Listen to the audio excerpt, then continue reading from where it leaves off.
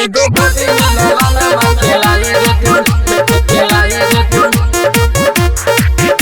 लवाना मा खेलाई रे तू। Music director DJ Guddu Raj एगो गोदी में लवाना मा खेलाई रे तू।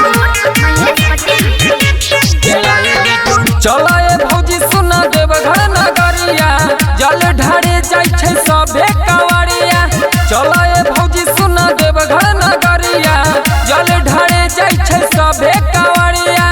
आ बाबा सोचल सपना मा पुराई देथुन, हाँ पुराई देथुन, हाँ पुराई देथुन, हाँ पुराई देथुन हे पुराई देथुन हे।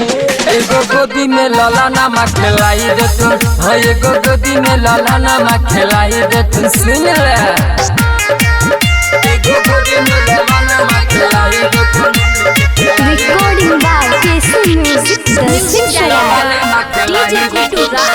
डीजे गुड्डू राज एगो गोदी में ललाना मा खेलाई देथुन।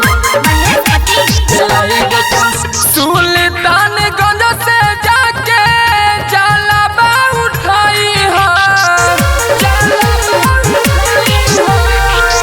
बोल बम के नारा भौजी संग में लगाई बोल बम के नारा भौजी संग में लगाई हो छिकै भीड़ देखा बाबा दुआरिया दहिया में थकत न तनको शरीरिया। हो छिकै भीड़ देखा बाबा दुआरिया दहिया में थकत न तनको शरीरिया।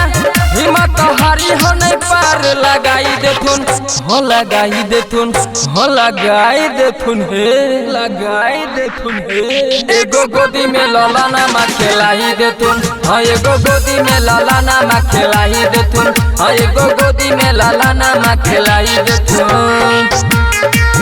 एगो गोदी में ललाना मा खेलाई देथुन, खेलाई देथुन। म्यूजिक डायरेक्टर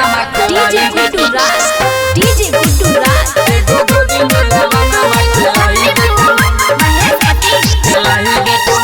डीजे पर नाचै राइटर सुजीत चंदन, निरंजन राज करै छिकै अभिनंदन, निरंजन राज करै छिकै अभिनंदन।